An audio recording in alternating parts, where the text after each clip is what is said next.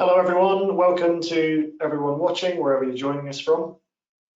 This session is called How to Measure Your Charity's Fundraising Activity During the Cost of Living Crisis, in which we're going to look at what data to track and why to track it.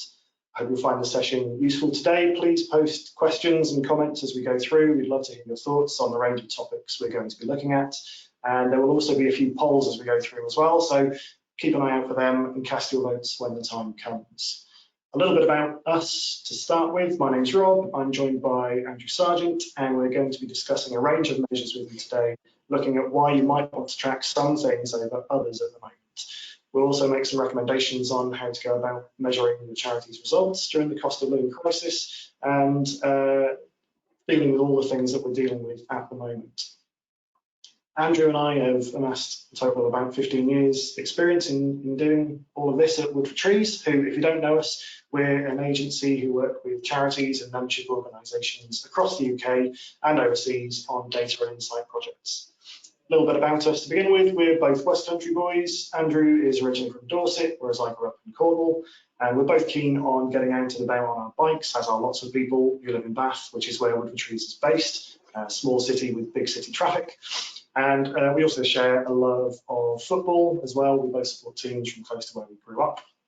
But one thing, or a couple of things that we butt heads on, is our choice of drinks. It quite often winds Andrew up if we go to a coffee shop for a meeting, and I insist on getting peppermint tea instead of coffee. And also, we both work on analysis and insight projects for Wood for Trees, and whereas he'll often visualize data using Tableau software, I've seen the light and converted to Power BI. So we take slightly different routes to making your data beautiful and extracting insight from it. Next slide, please. What we're going to cover today. So first off, I should say that this session is not intended as a list of 10 essential things that you must track if you're not already. We're well aware that you all very likely have your own individual organisation cultures, and there will be some things which are of more interest to you than perhaps other organisations, and some things which are more or less realistic for you to track than others. So what we will discuss is the most common measures that you're likely to track some or all of already, and note that from our point of view as an insight agency, there are maybe some limitations with those KPIs that you might not have considered before. We'll look at some best practice tips that could help you optimize the reporting and insight you're currently extracting from your data. And we're paying particularly close attention today on how the cost of living crisis might be impacting what you're seeing in your results. Finally, hopefully, we'll have a little bit of time at the end to look at how you can bring your reporting to life as well and make the KPIs that you are tracking as impactful as possible for others in your organisation. So, what is a KPI to start with? The charity sector is awash with acronyms, so if you're not already aware, when we talk about KPIs, we mean key performance indicators. And I think it's important for us to first consider the K part of KPI. A truly key performance indicator should tell you something important and should allow you to take action or make a change in order to alter something. If you're not able to push or pull a lever in order to change something you're seeing, then you could argue that you simply have another source of data rather than a KPI. If it matters to you or your charity, you should be measuring it. But of course, there are plenty of things that you can measure that don't matter so much. As a data analyst, I can't really do anything about the price of a barrel of oil, for example. So I'd argue that while it's interesting and potentially important for me to view fluctuations on market price, it's not really a key performance indicator for me to do my day job.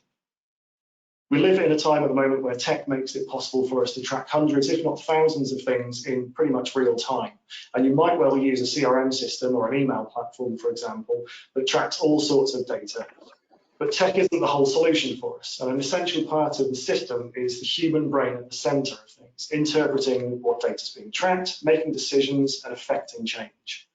If we ignore the need for human decision makers, data interpreters and storytellers, our data streams very quickly turn into a flood, and all meaning and actionable insight is swept away. It's important to focus on a small number of KPIs that you can keep up with and use. Anything else may be a performance indicator, but might not be key. So let me hand you over now to Andrew to talk you through the next few slides. Cool, thanks Rob. Yeah, so as well as what they are, there's a good question about who are they for. And I think there's two different groups that KPIs can really be useful for. So senior leadership teams and trustees to make sure the charity is performing in a way that means they can fulfill their goals, but also for fundraising teams, especially at the moment, especially going into the next sort of 6 months, having those performance indicators that will allow them to know if what they're investing in is working, and importantly allow them to pivot into different activity if they're seeing costs go up, cost per acquisitions go up too much, or if average gifts start falling, whatever it might be. Having that ability to see quite quickly, particularly at the moment, what things are successful and what aren't. So different people will use them for different things, but definitely uses there. And apart from those obvious sort of reporting needs, I think they're also a really useful thing for helping people just get more familiar with data. A question we get asked a lot is about how can we get people more excited about data or improve our data culture. There's a couple of quotes on this slide from a previous State of the Sector report that a company called Data Orchard ran and continue to run, that said that people and leaders using data and convinced about the value of data, it just wasn't there. And I think KPIs are a good first step on that journey towards better data use. There's another slide here, which is their updated version of that State of the Sector, which was run this year, and some shocking stats there about charity leaders prioritizing data. And I think, again, KPIs, being able to see what is happening and what difference it can make, to have that information, getting people bought into using those, I think could be really sort of as a powerful step on that journey. So I think, as Rob said, this isn't a list of you must have these KPIs. This is not a top 10 things that you need. It's very much about a discussion, hopefully, around things that you could and should measure. But all of that is going to be needs to be related to what you are doing. And to achieve that, we've grouped our thoughts into 5 areas: volume, value, journey, contactability, and sort of a wildcard category as well. And we'll go through those and discuss what they are. And also, in the confession, we've run this presentation a couple of times. This time we are going to try and make it as relevant to the cost of living crisis that we're in and heading into over winter. So volume, what might we consider as KPIs in this area? So things like active file size, so how many active sports have you got? And I think that's really a really good one. I think that comes with some challenges, particularly around agreeing definitions of what an active supporter is. For something like a regular giver, that can be quite straightforward. Either they're active or they're not. But for sort of cash givers or eventers, how long do those people stay active for once they've finished that event or after they've given that gift to the Christmas appeal? Is that 1 year? Is it 2 years? I think the key thing is just to be consistent with those definitions and make sure they're sort of well documented. I think that's a theme that will run throughout all of these KPIs. Other things like new recruits, and I think again that's going to be important especially important over the next 6 months. How many people are you able to recruit at a time of year when recruitment tends to go up as well? What is a challenge here with that KPI, I think, is sometimes about working with external partners that might be doing a lot of that acquisition work, or media buyers, where you've got an acquisition campaign but doesn't necessarily generate completely new supporters. So a lot of existing supporters might respond to TV ads or inserts, whatever it might be. And again, you then get cost per acquisition reports that use those numbers. But again, that definition of what is a new supporter, if it's someone that's responded to an acquisition campaign, or is it someone that's brand new to the charity? So again, having awareness of that definition and what people are reporting is quite important. I think there might be a poll with this slide. We've added some polls to make it try and make it more interactive. Let me see. But, yes, it says the poll's open. Oh.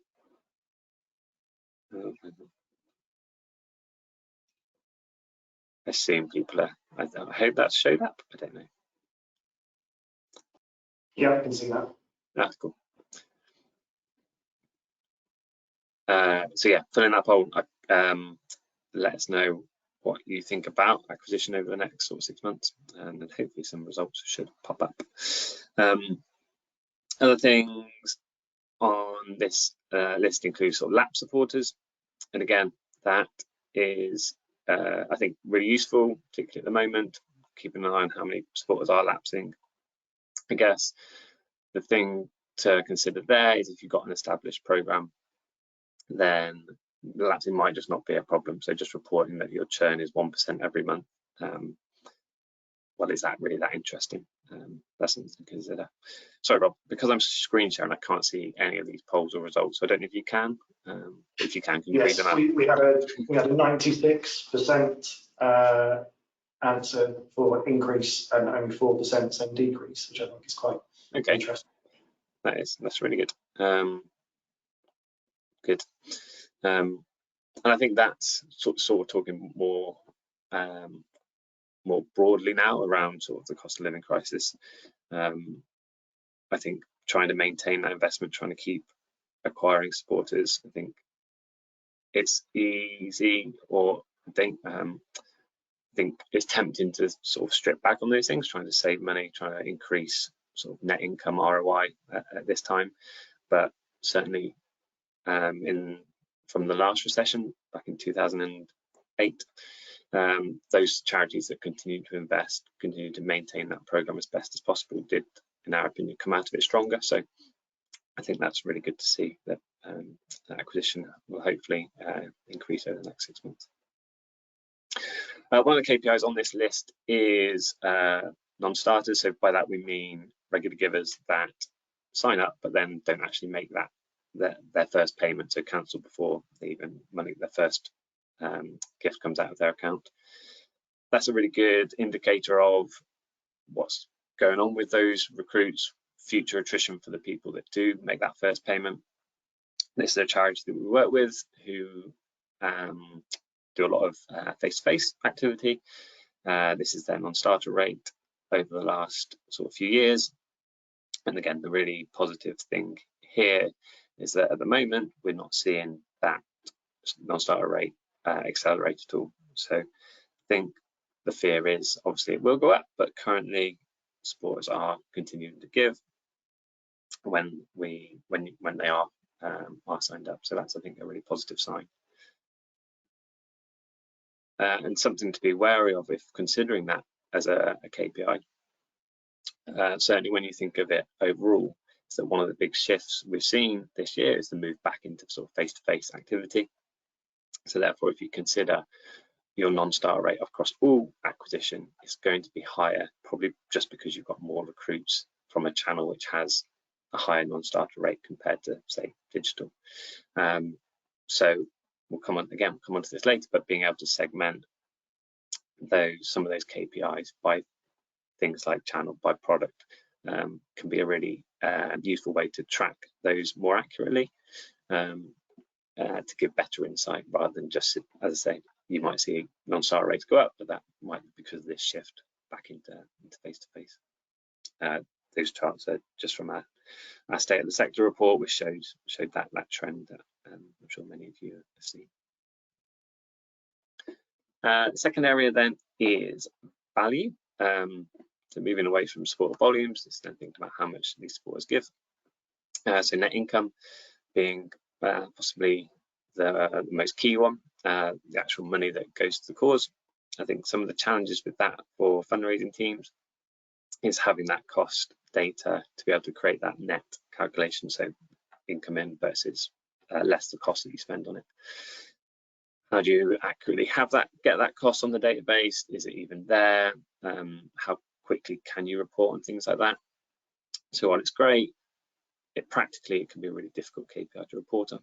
And that's why something like gross income might be a better KPI can be quicker to produce. And if people can understand or have a good idea of how much things are costing, then you can make that calculation in your head. Lifetime value, again, really important thing in the whole area of insight. How much do supporters give over their lifetime? But as a static KPI, again, there's lots of challenges with that in terms of thinking about, do you look at the lifetime value of your whole file, but that might be skewed by much more recent acquisition. So again, we see that as more of a insight historic KPI rather than something you might check every month. I think, having said, there are challenges with costs where I think it should be measured, particularly over the next sort of 6 months, is things like cost per acquisition, where things are getting a lot more expensive. On the next slide, the price of paper has gone up sort of 25%, and we know that's going to continue to go up. So keeping an eye on those cost per acquisitions and how much it's costing to recruit those people, I think it's going to be really important. Like in that last slide with non-starter rates, although the performance of those people when you recruit them is fairly consistent, which is good, and has not sort of got a lot worse, the actual cost to get those people is increasing. So just because they behave the same, if it's costing you more to get them, that's not a good thing. And obviously the amount of their money that they're giving doesn't go as far because of inflation and all the rest of it. So there's other things to consider, I think, as well as just their performance. I think things like cost per acquisition become quite important. I think there's a poll on this slide as well. Naomi, I don't know if you want to bring that up.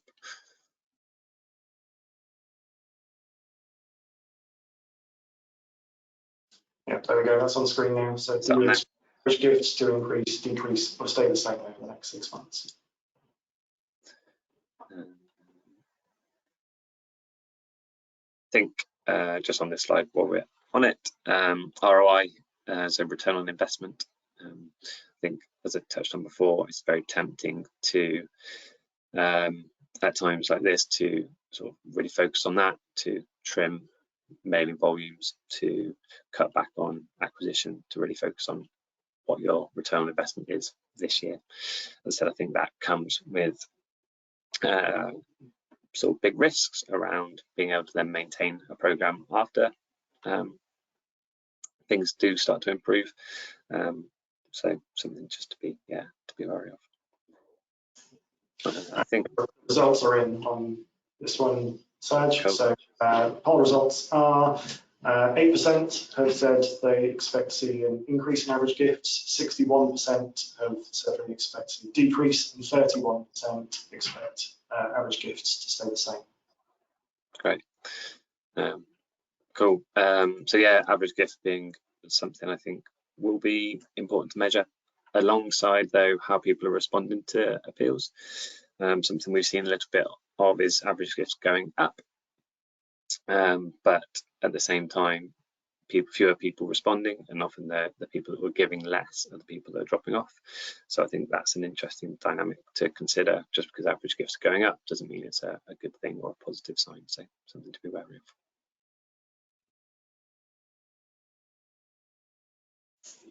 Back to you, Rob. Great, thank you. So journey, I think, is a really interesting area to look at as well in terms of the KPIs we track. Being able to tell, or at least infer, what the supporter's done since they started supporting the charity can be a really powerful thing. If we know where they're at in their life cycle or journey, then we can tailor the things that we put in front of them accordingly. And this all sort of comes back to the age-old marketing principles of right message, right time, and giving a positive supporter experience. So there's a few different things that we're going to look at here. So first on the list top of the list there is cross-sell. Always useful to see how a supporter has engaged in terms of how they maybe have moved from one product to another, but it doesn't necessarily tell us that much about what impact that's had. So Did moving to a second product mean that our supporters stopped donating to the first thing they were doing, or are they maybe still donating but at lower value than before? Is the product they've started to donating more suitable for them now, or is it just that it happened to be put in front of them? There's a lot of questions that kind of remain unanswered with cross-sell as a metric itself. So whilst it's useful, I think it's potentially just a starting point for further insight. And perhaps more useful to us in a lot of cases would be at the top of the right-hand side of the list there, the second gift rate. If a new donor gives to us only once, as a lot do, at least according to various kind of outlets, and Bloomerang have produced a report saying that 70% of supporters in the US only give once, for example, then you're often left with a loss on your initial investment to gain that supporter in the first place. And the true benefit of acquiring a donor comes when they're retained over the long term and they give a second or third time. So second gift rate does have some issues with it in some cases. But it can be a really powerful, useful metric to us as well, because we know they've come back at least one repeat gift after that initial donation. And it might also indicate that things are being done well elsewhere in the charity, such as thanking supporters promptly after their previous donation, or it might indicate that we're segmenting support as well, or personalising communications to them particularly well, things like that. And we've also got LTV on the list here, which Andrew mentioned on the previous couple of slides as well. We get asked about LTV calculations a lot. And just to reiterate the points that Andrew made just now, actually, I guess, you can choose whether to judge supporters' worth in pounds and pence, or you can maybe take a slightly different view and say, well, the smallest deed is arguably better than the grandest intention, and the fact that supporters giving at all but at lower value is perhaps more important than having a bunch of supporters on the base that aren't actually doing that much in terms of the donations they're giving to us. It's quite a useful metric, as it tells us the overall value of an individual or group to the charity, but it also implicitly gives us a steer on what might be a reasonable cost to acquire more supporters from similar sources. But again, these calculations carry that implicit assumption that newer supporters are going to be treated the same as previous ones in order for those projections to be valid. So we have to be a little bit careful with how we treat LTV, and as was alluded to just now, maybe something like a 3-year lifetime value is more appropriate, because you've got a level playing field then.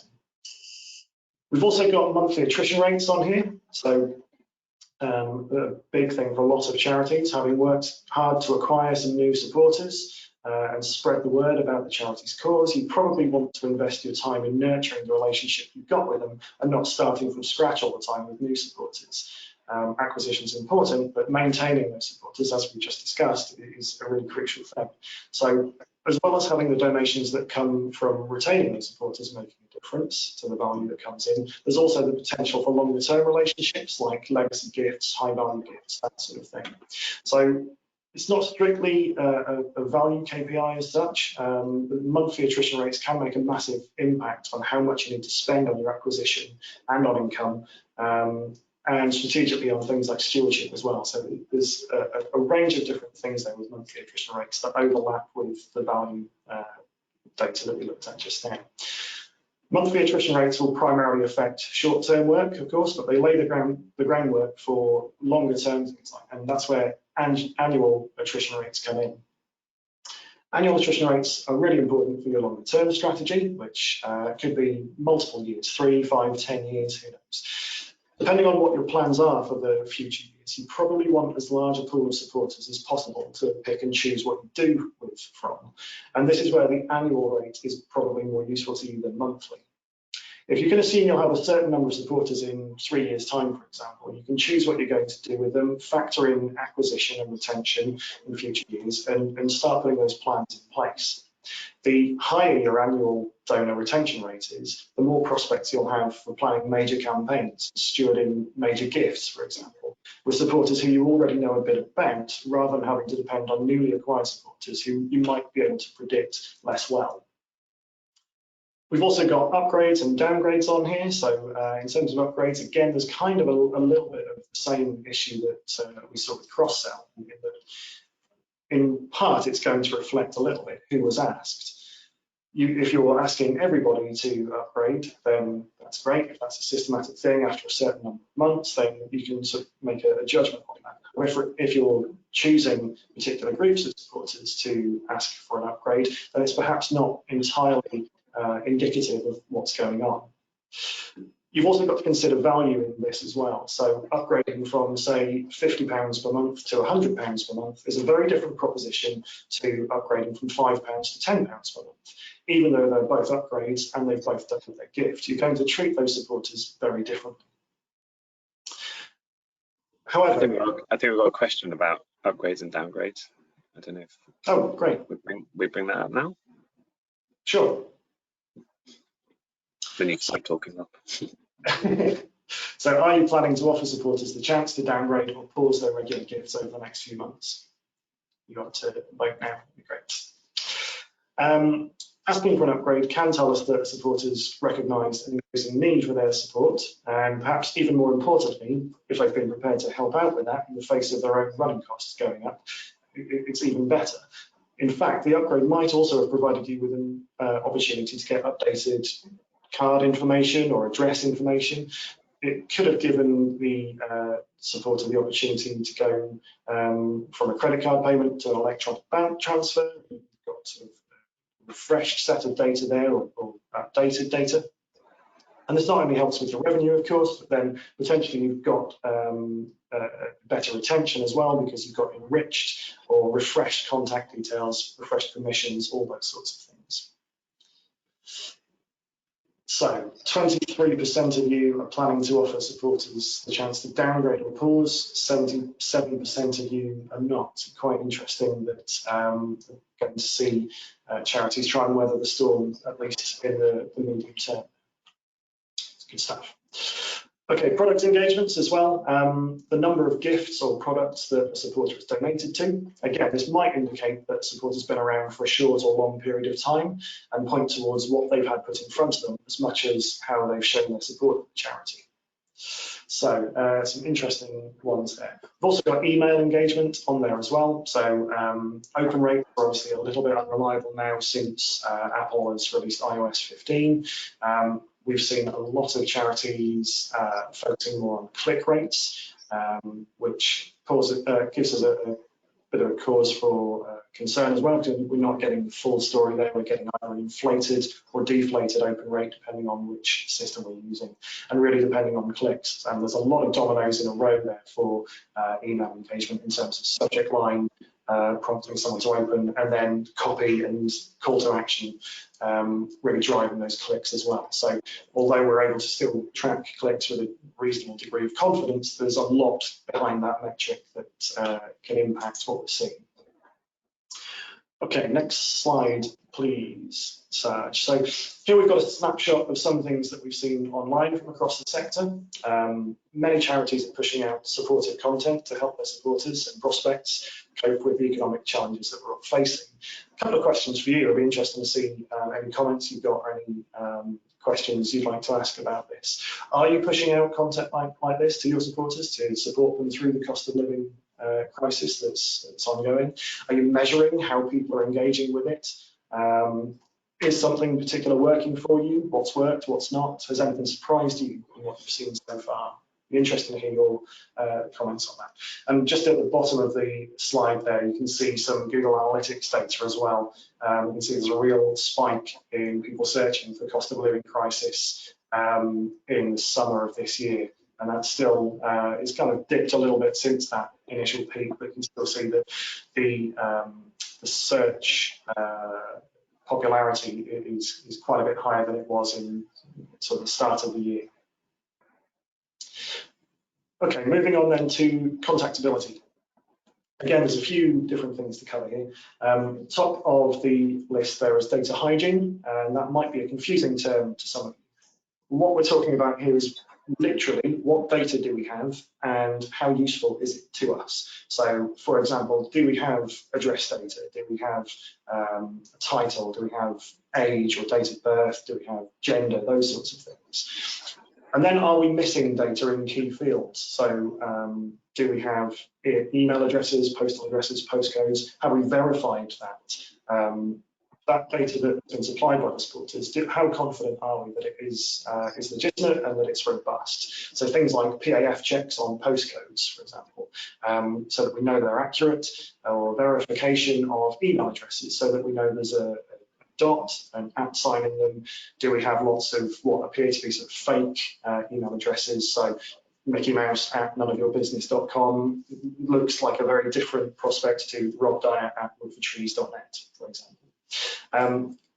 All of this can be indicative of the limitations that we've got on collecting our data in the first place. So if you don't have a service level agreement with an agency that you work with, for example, maybe a face-to-face agency collecting data from new supporters on the street or next door, you might have some data cleanliness issues there, or limitations on the web form, any data that you've brought in, for example. All these things can affect the hygiene of the data that you've got on file.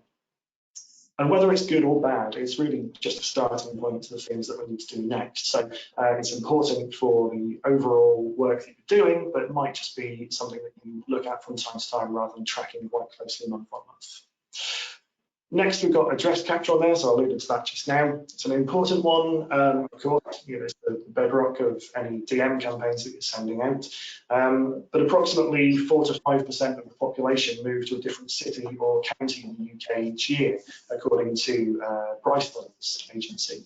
They've got some surprising stats on moving across the UK, which we can provide links for if they're of interest to you. So having addresses is great for a DM program, plus you've potentially got things like geodemographic profiling that's usually based on postcode points. But if it's not clean or regularly updated, then it might not be that useful to us in the long term.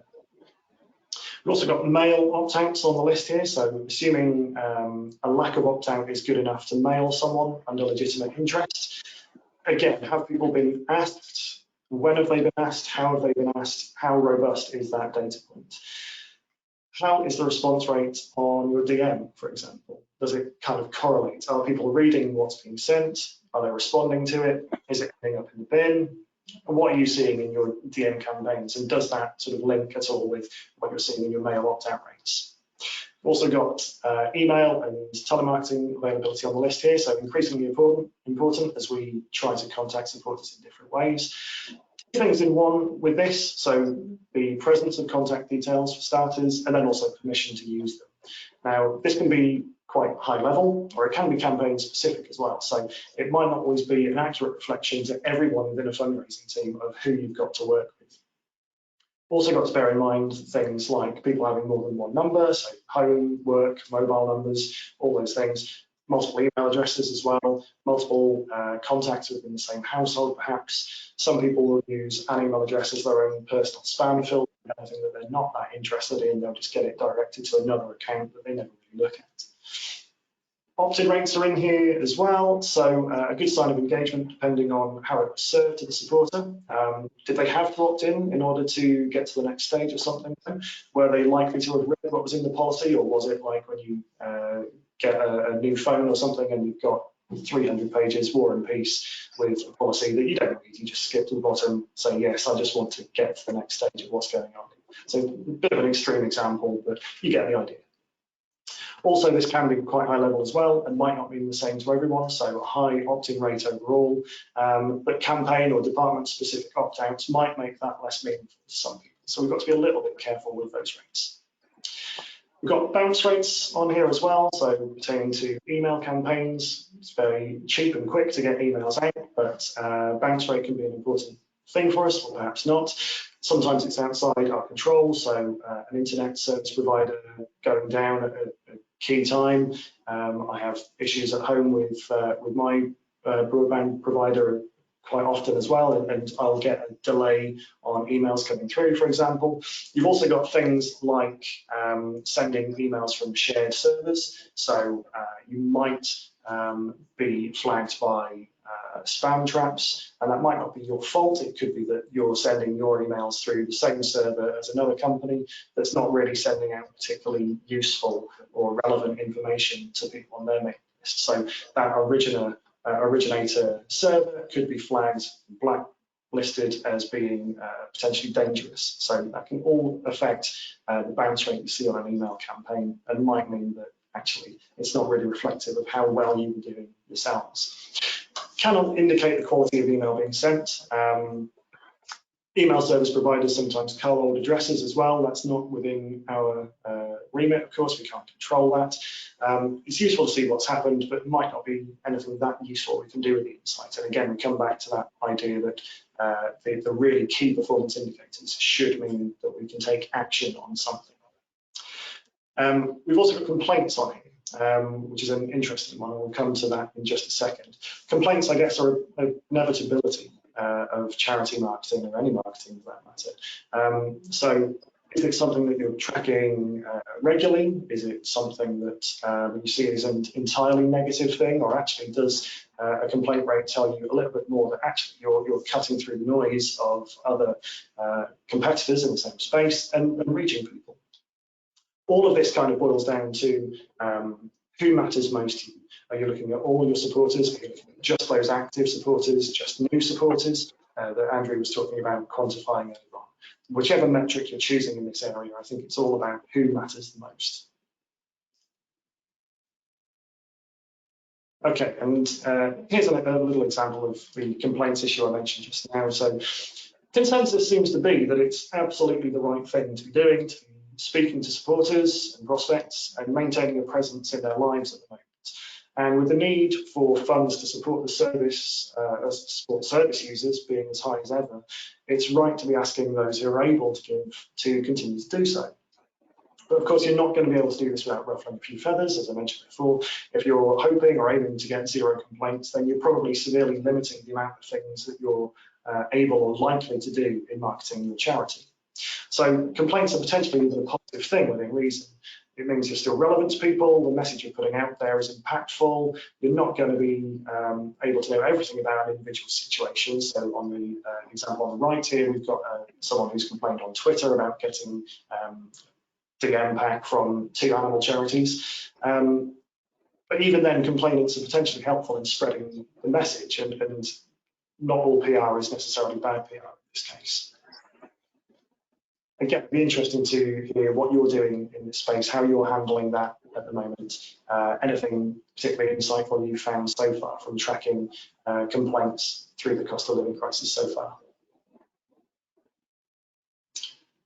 Okay, I think over to you, Sanj. Thanks, Rob. Yeah, I think those journey and contactability KPIs are probably going to be more important than ever over the next 6 months. I think as it costs more to acquire people, the more you can do to improve retention and spore experience. There's a really good white paper out this month from the Special Insight group for Sporter Experience that talked a lot about ways to improve that. So yeah, I think tracking that and monitoring that it's always important, but I think especially over the next, as I say, 6 months or so.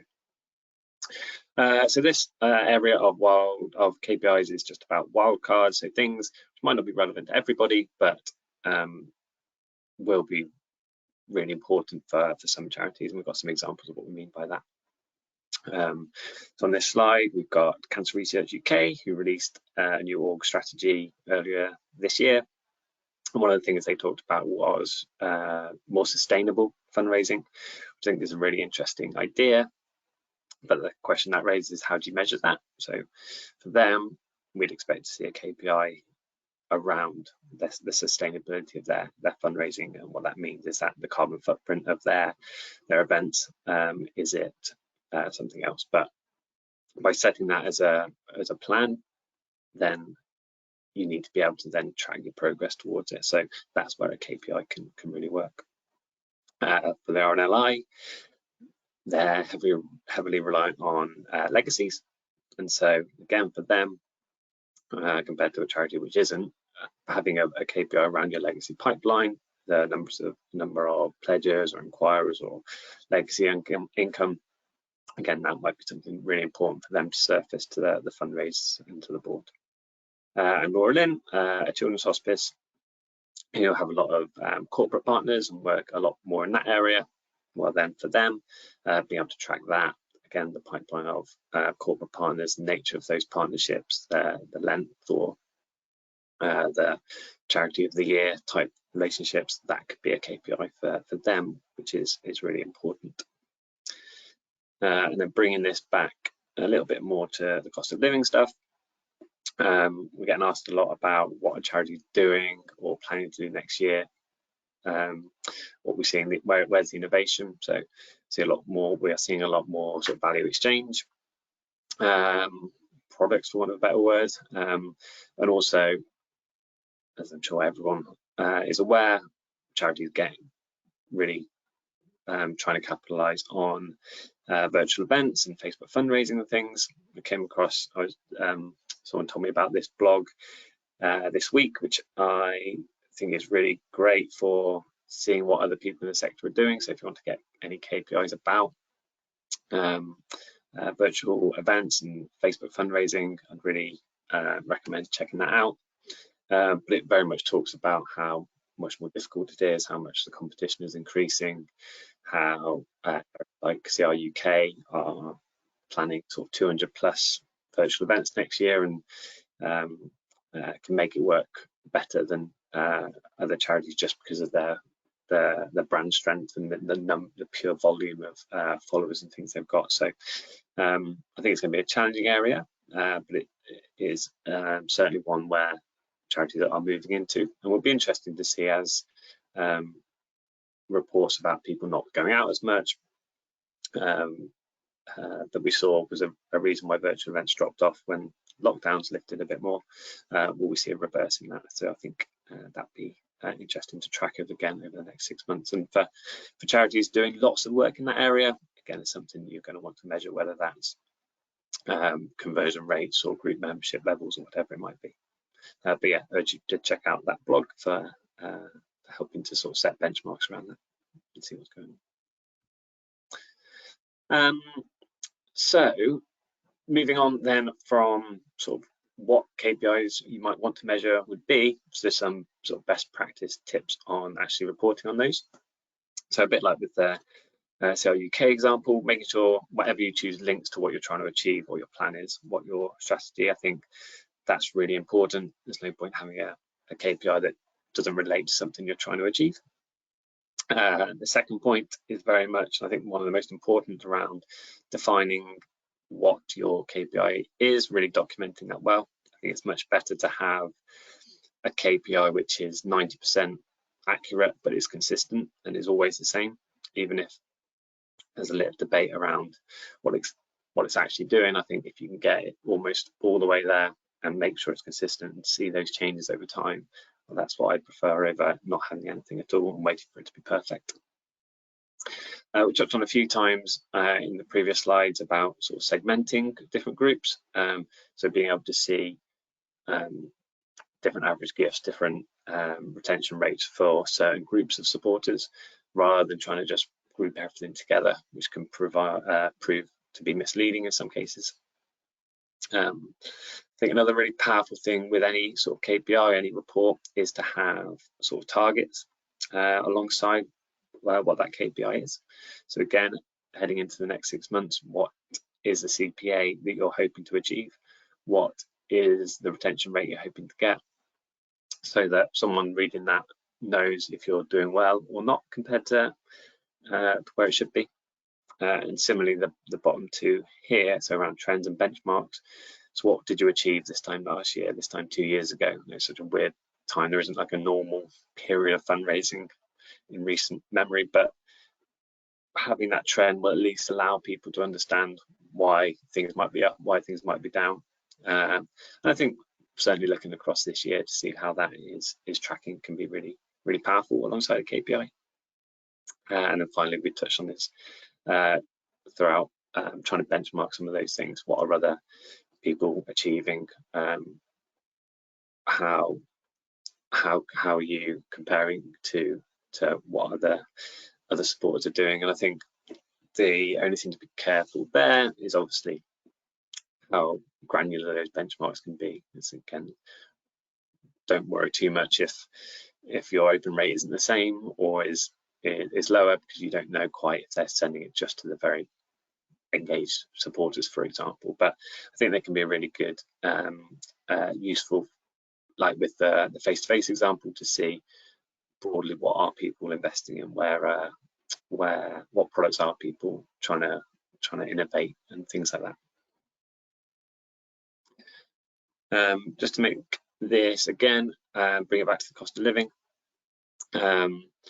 We know we're having there's a big impact. These are some slides from a CAF report released this year. 1 in 4 people struggling to pay the bills, 1 in 8 considering cutting back on donations to charity. So that's obviously the big challenge.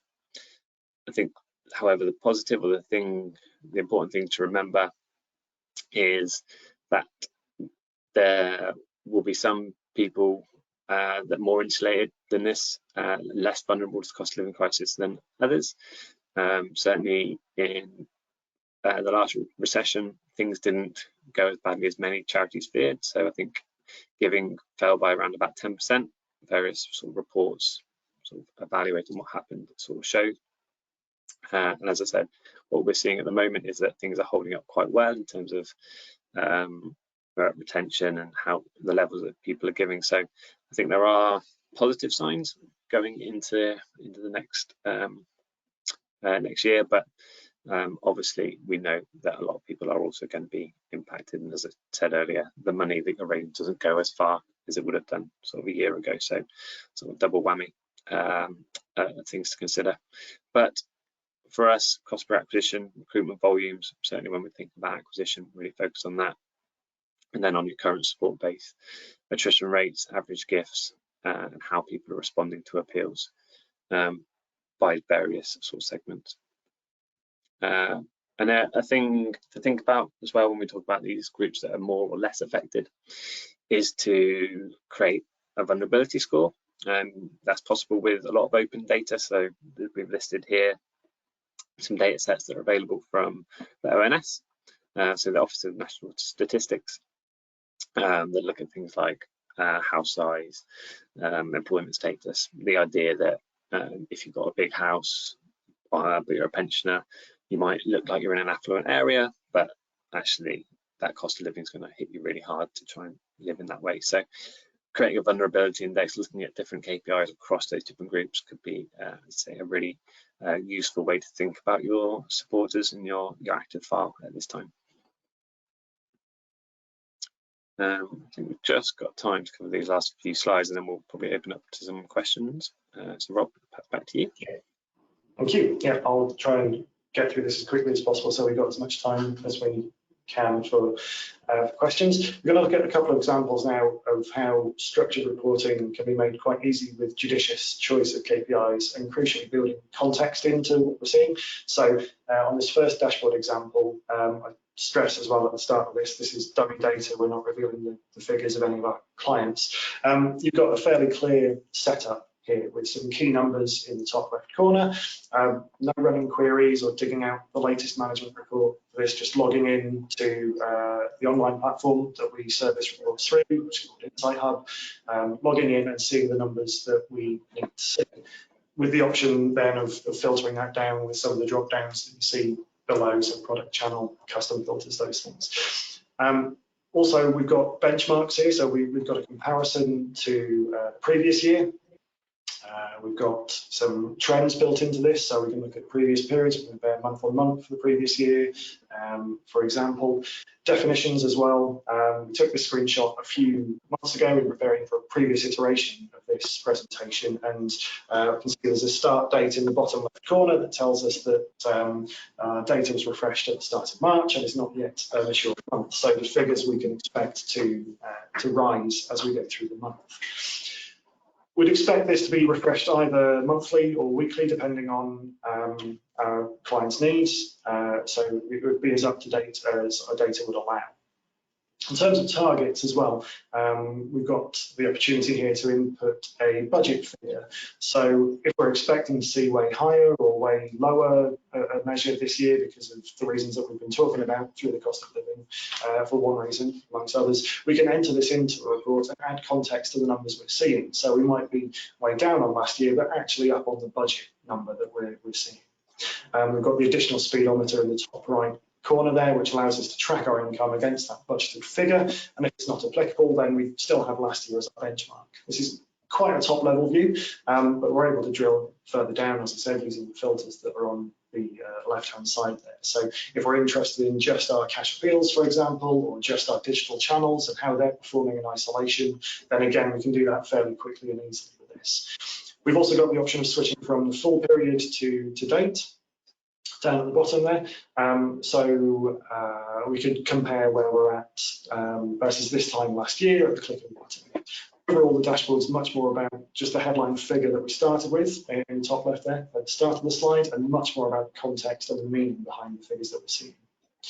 On the next slide, we've got some more examples of definitions. So this is another dashboard, slightly more complex than the first one. This is specifically looking at regular giving income. So there's some slightly different metrics here, but the principles are basically the same, as well as those headline figures with built-in benchmarking and trends to show what's happening in previous years. And definitions are really important. So any staff member reading this report has to be able to understand it as well as possible.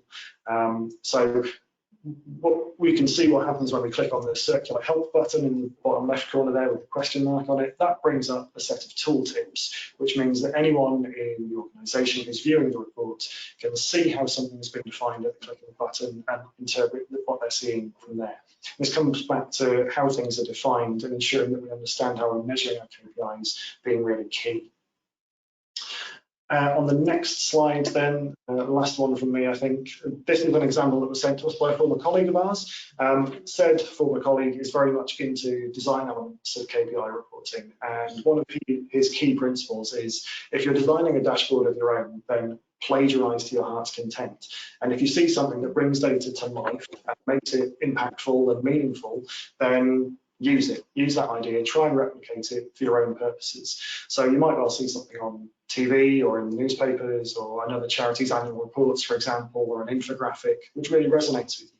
And I don't think there's anything wrong at all with taking that concept and applying it to your own data, just being really careful that the KPIs that you're replicating are the most important ones for you and really impactful on your organisation.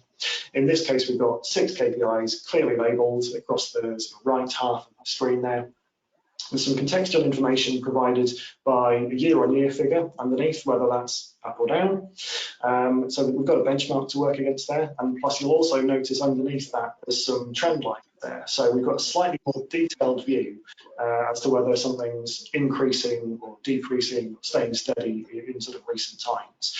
The key thing here is that the visuals and the interactive nature of it, this is a screenshot obviously rather than a web page, has made it something that our colleagues, co-workers enjoyed using and wanted to look at, and the key information was sort of embedded in the minds of the decision makers. And so it's a really good dashboard for that reason, if nothing else. It's sort of really baked in those numbers to their minds. They know that they need to push this lever, pull back on this in order to affect the key things that are driving the growth of their organisation. So I think that's all from us, and we'll open it up to any comments or questions that might have come in. Hey Rob. I'd like to see you again now. Cool. That was good. So let me look at the questions. Rob, the question about costs. We mentioned it a couple of times. The question is about why do you think it's so difficult to get costs for KPIs? Any thoughts on that, or any advice on how you might consider, how do you consider costs when they are so different for different teams and things like that? I think consistency is the really key factor here. Even if you've got a single source of information, like a management report of some kind, you'll quite often find that costs have been calculated slightly differently for either different teams, or that some teams sort of cross-pollinate in their use of resources. So is it one team that's paying for all the paper, but actually it's everyone printing on it and making use of it, things like that. And then you've got the time factor as well. So it may be that you're looking to compare to last year or 2 years ago or 5 years ago, or whatever it may be. But in that time, the calculations that are made, the way data is stored, the access that you've got to key data points might not have changed. Even something as simple as members of staff changing and a new finance person coming in with their own ways, their own methods of doing things the right way or the wrong way can impact that. So in order to get a kind of level playing field across the organisation or across the time period is just sort of quite fraught with danger. And it's a really difficult thing for people to focus on over an extended period of time to make it really, really robust, I think is the key thing. Cool. Checking time. If you can crack that nut, then you're on a winner. But certainly something that we've found in previous projects has been a bit of a nightmare for some charities, because there's just so much going on that confidence over cost figures can be really low. Yeah, and I think, like you say, focus on what you can measure, what you can get the data of. If that's cost per acquisition from your agencies, if it's I don't know, the cost of paper for your appeals, well, track that, because that's going to have an impact on the bottom line. Question about lifetime value. I know you've mentioned this a couple of times, but any tips for reporting on that? I know you mentioned about looking at sort of 3-year and 5-year LTV. I guess maybe just elaborate on what you meant by that a little bit. Yeah, so I guess it depends a little bit on what you're most interested in. So at the risk of answering a question with another question, I think I would say, are you interested in what a supporter has done in the first 3 years that they've been on file, or just the last 3 years that they've been around, for irrespective of whether they've been around for 10 years, for example? And again, it kind of comes down to consistency to some extent. So different supporters will be doing different things. Some will be regular givers, some will be donating cash. So it's kind of trying to get as equal a basis for comparison as you possibly can. I think something that we quite often suggest doing is taking things like high value giving out of the equation, because that will distort your average up for some supporters, but not all. So you kind of skew your average time value up in some cases compared to others. And again, it comes back to what a supporter's doing. So are they sort of giving occasionally, but giving at reasonable values, £50 in response to a cash appeal versus £5 a month as a regular gift is a very different behaviour. So you've got different things going on, even though value might be quite comparable.